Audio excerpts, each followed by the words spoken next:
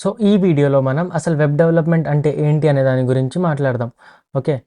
So web development అంటే ఏంటి? ఇప్పుడు మనం చాలా డే టు డే బేసిస్‌గా చాలా వెబ్‌సైట్స్ చూస్తూ ఉంటాం. అమెజాన్, నెట్‌ఫ్లిక్స్, యూట్యూబ్, ఈవెన్ ఇప్పుడు మీరు యూట్యూబ్‌లో చూస్తున్నారు కదా! ఇది కూడా ఒక వెబ్‌సైటే కదా! సో వెబ్ యాప్ అంటాము బేసికల్లీ, ఎందుకంటే చాలా ఫంక్షనాలిటీస్, చాలా థింగ్స్ జరుగుతున్నాయి కాబట్టి వెబ్ యాప్ అంటాము. ఓకే. ఇప్పుడు దీన్ని ఎలా క్రియేట్ చేస్తారు అనే దాని గురించి మాట్లాడితే, మనం ఇక్కడ మన దగ్గర 2 థింగ్స్ ఉంటాయి. ఫస్ట్ వన్ ఏంటంటే ఫ్రంట్ ఎండ్ అంటాము. అండ్ సెకండ్ వన్ ఏంటంటే బ్యాక్ ఎండ్ అంటాము. ఓకే. ఇప్పుడు 3 థింగ్స్‌తో కలిపి ఓకే. సో ఈ 2 థింగ్స్‌ని కలిపి వెబ్ డెవలప్మెంట్ అనేది చేస్తాం మనం. ఓకే. వెబ్ డెవలప్మెంట్‌లో ఏ వెబ్‌సైట్‌లో అయినా ఫ్రంట్ ఎండ్ ఉంటది, బ్యాక్ ఎండ్ ఉంటది. ఓకే. ఇప్పుడు ఫ్రంట్ ఎండ్ అంటే ఏంటి? ఫ్రంట్ ఎండ్ అంటే మీకు కనిపించేది. ఫర్ ఎగ్జాంపుల్ ఇప్పుడు మీ స్క్రీన్‌లో మీకేం కనిపిస్తుంది? ఇది కనిపిస్తుంది. ఈ డాక్యుమెంట్, బోత్ క్యాన్వాస్, షేర్, కే, ఇవన్నీ క్యాన్వాస్ ఇవన్నీ కనిపిస్తున్నాయి కదా! ఇవన్నీ మీకు ఫ్రంట్ ఎండ్‌లో కిందకొస్తది. ఓకే. అదే బ్యాక్ ఎండ్ అంటే ఏమొస్తది? బ్యాక్ ఎండ్ అంటే ఏదైతే ఫంక్షనాలిటీస్ కోడింగ్ రాసారో, అంటే ఈ షేర్ మీద క్లిక్ చేశాక ఇదంతా రావాలి. ఓకే. లేదంటే ఇక్కడ షేర్ మీద క్లిక్ చేశాక లింక్ కాపీ అయ్యి, ఆ లింక్ ఎవరికైనా షేర్ చేస్తే వాళ్ళకి ఇది యాక్సెస్ ఉండాలి. సో ఈ లాజిక్ ఏదైతే ఉందో అదంతా బ్యాక్ ఎండ్ సైడ్ రాసుంటది. అంటే బ్యాక్ ఎండ్ అంటే మనకు కనిపియదది బేసికల్లీ. ఓకే. మనం ఏదైతే క్లిక్ చేస్తున్నామో, ఏదైతే యాక్షన్ పెర్ఫార్మ్ చేస్తున్నామో ఫ్రంట్ ఎండ్ సైడ్‌లో, అది యాక్షన్ ఏదో ఒక చేంజెస్ తీసుకొనొస్తుంది గదా! ఆ లాజిక్ అంతా మనం బ్యాక్ ఎండ్ సైడ్‌లో రాసాము. ఫర్ ఎగ్జాంపుల్ ఇప్పుడు మీరిక్కడ యూట్యూబ్ ఓపెన్ చేసినా గానీ, ఫర్ ఎగ్జాంపుల్ యూట్యూబ్ ఓపెన్ చేసినా గానీ, ఇప్పుడు మీకు ఇక్కడ చూస్తే ఇవన్నీ కనిపిస్తున్నాయి కదా! లైక్ ఈ బ్యానర్ కనిపిస్తుంది, ఈ వీడియోస్ ఇవన్నీ కనిపిస్తున్నాయి. ఇదంతా ఏంటి? ఫ్రంట్ ఎండ్ ఇది. కానీ దీని మీద క్లిక్ చేసినప్పుడు సర్వర్ నుంచి ఏదైతే వీడియో వస్తుందో దాన్ని మనం బ్యాక్ ఎండ్ అంటాము. ఓకే. సో బ్యాక్ ఎండ్‌లో కోడ్ రాసారు. ఏ వీడియో మీద క్లిక్ చేస్తామో ఆ వీడియో సర్వర్ నుంచి డైరెక్ట్‌గా ఇక్కడికి రావాలి అని చెప్పి బ్యాక్ ఎండ్‌లో రాస్తాము. సో అలా ఉంటది. ఇప్పుడు నార్మల్‌గా ఏంటంటే ఫ్రంట్ ఎండ్‌లో చాలా టెక్నాలజీస్ ఉంటాయి. Like HTML, CSS, JavaScript, react. Okay. ఇంకా యాంగ్యులర్ అని ఉంది, వ్యూ అని ఉంది. అలా చాలా టెక్నాలజీస్ ఫ్రంట్ ఎండ్ సైడ్‌లో ఉన్నాయి. అలానే బ్యాక్ ఎండ్ సైడ్‌లో కూడా ఉంది. ఫర్ ఎగ్జాంపుల్ డేటాబేస్ తీసుకుంటే ఎస్‌క్యూఎల్ డేటాబేస్ ఉంది, లేకపోతే మాంగోడిబి ఉంది, నోఎస్‌క్యూఎల్ అది. ఓకే. నోడ్‌లో సర్వర్ రాస్తాము. పీహెచ్‌పీతో కూడా రాస్తాము బ్యాక్ ఎండ్. సో ఇలా చాలా టెక్నాలజీస్ బ్యాక్ ఎండ్‌కి కూడా ఉన్నాయి. ఇప్పుడు ఇవన్నీ రావాలా అంటే లేదు. మనం ఫ్రంట్ ఎండ్‌లో కొన్ని టెక్నాలజీస్, బ్యాక్ ఎండ్‌లో కొన్ని టెక్నాలజీస్ నేర్చుకుంటే ఫుల్ స్టాక్ అయిపోతాము. ఇప్పుడు మీరు ఏది నేర్చుకుంటామో జాబ్‌లో కూడా వెళ్లి అదే చేస్తామంటే కాదు. కొన్ని సార్లు అవును కరెక్ట్ అవుతది. ఒకవేళ మీరు వెబ్ డెవలప్‌మెంట్ అయితే మీరు వెబ్ డెవలప్‌మెంట్ జాబ్‌లో వెళ్తే మీతో అదే చేపిస్తారు. కొన్ని దాంట్లో ఎలా అయితదంటే సాఫ్ట్‌వేర్ ఇంజినీర్‌గా వెళ్తే మీరు ఏవైతే నేర్చుకున్నారో అది ఉంటది.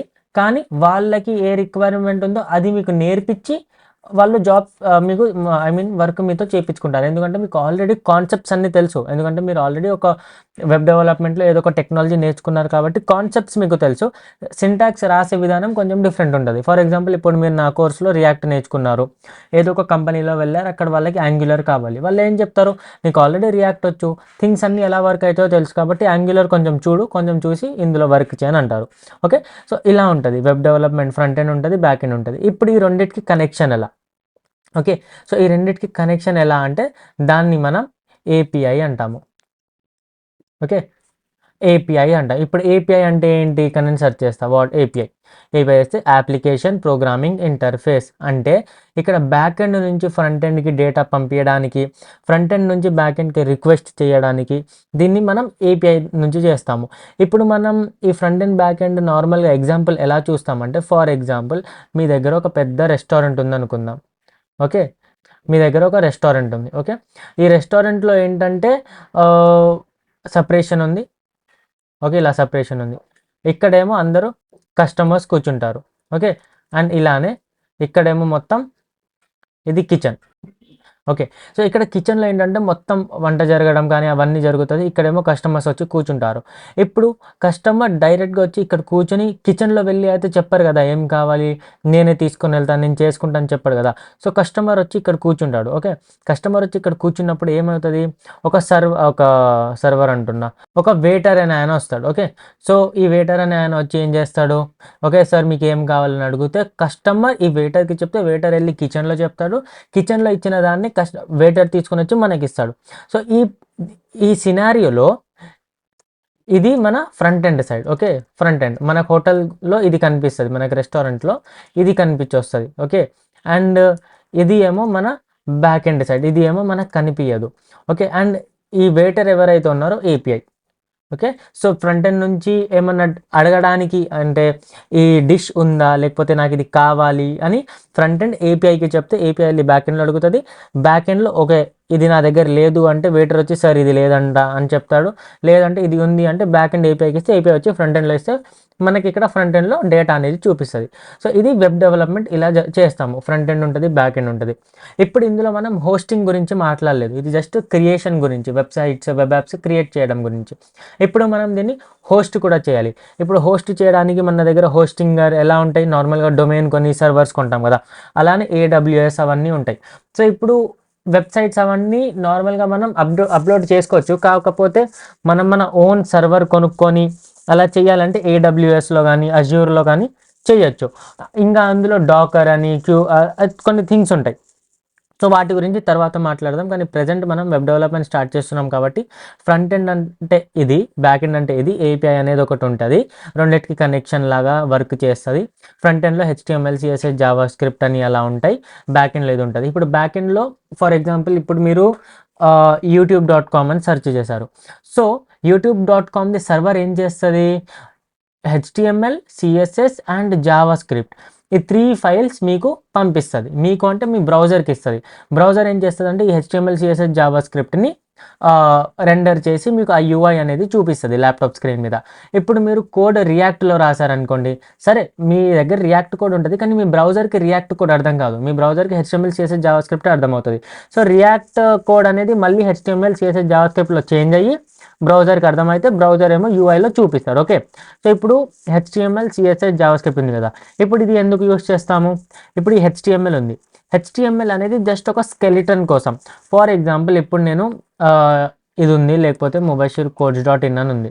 ఇక్కడ నేను ఏం చేస్తాను అంటే ఇక్కడ రైట్ క్లిక్ చేసా, రైట్ క్లిక్ వర్క్ అవ్వట్లేదా ఇక్కడ, ఓకే రైట్ క్లిక్ చేసి ఇన్స్పెక్ట్ మీద క్లిక్ చేసా. క్లిక్ చేసి ఇక్కడ హెడ్ ట్యాగ్ ఉంది కదా, హెడ్ ట్యాగ్ మొత్తం డిలీట్ కొట్టేసాను నేను. డిలీట్ కొడితే ఇప్పుడు మీరు చూడండి సిఎస్ఎస్ మొత్తం వెళ్ళిపోయింది. ఇక్కడ ఈ బటన్ ఎలా పడితే అలా వచ్చేసింది. ఇక్కడ చాలా స్పేస్, ఇమేజ్ ఏమో ఇంత పెద్దగా వచ్చింది. ఓకే. ఇక్కడేమో లింక్స్ ఎలా పడితే అలా వస్తున్నాయి కదా, ఎందుకంటే నేను స్టైలింగ్ తీసేసా. ఓకే. Styling important. సో ఇది హెచ్టిఎంఎల్ నుంచి మనం ఇలాంటివి క్రియేట్ చేయొచ్చు. ఓకే.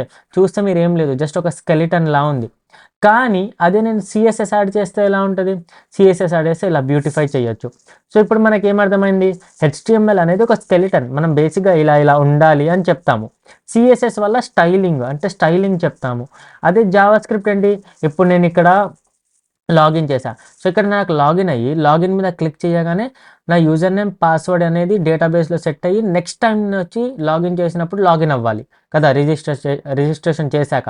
సో ఇదంతా ఏంటంటే జావా స్క్రిప్ట్ వల్ల అవుతుంది. ఓకే. సో జావా స్క్రిప్ట్లో మనం లాజిక్ రాస్తాం. ఇక్కడ ఏదైతే ఫామ్లో రాసామో అది వెనక్కి వెళ్ళాలి, లేదంటే దీని మీద క్లిక్ చేశాక ఇలాంటి పేజ్లో ఇలా ఓపెన్ అవ్వాలి. ఈ పేజ్ అనేది హెచ్టిఎంఎల్, సిఎస్ఎస్తోనే చేస్తాము, కానీ ఇప్పుడు స్టార్ట్ నౌ మీద క్లిక్ చేశాక ఇలా రావాలి. ఇదంతా మనం జావా స్క్రిప్ట్లో చేస్తాము. సో లాజిక్ అనేది జావా స్క్రిప్ట్లో రాస్తాము, హెచ్టిఎంఎల్ ఏమో స్కెలిటన్, సిఎస్ఎస్ ఏమో ప్యూర్లీ స్టైలింగ్. ఇప్పుడు బ్యాక్ ఎండ్ సైడ్ వస్తే ఇదేమో డేటాబేస్, అంటే మీ డేటా మొత్తం స్టోర్ అవ్వాలి కదా. ఇప్పుడు మీరు ఇన్స్టాగ్రామ్లో చూస్తే మీరు ఏం కామెంట్ చేశారు, ఎవరికి లైక్ చేశారు, ఓకే, మీ మెసేజెస్ ఏమున్నాయి, మీ పోస్ట్ ఏమున్నాయి, మీరు సేవ్ చేసుకున్న పోస్టులు ఏమున్నాయి, ఇవన్నీ డేటాబేస్లో స్టోర్ అవుతాయి. ఓకేనా. అలానే సర్వర్ అంటే ఇప్పుడు మనం ఇన్స్టాగ్రామ్ డౌన్ అయింది అనుకోండి, సర్వర్ పోయింది అంటాము. సో అలా సర్వర్లో హోస్ట్ అయ్యి ఉంటుంది. సో దీని గురించి కూడా మనం చిన్నగా మాట్లాడదాం నెక్స్ట్ వీడియోస్లో.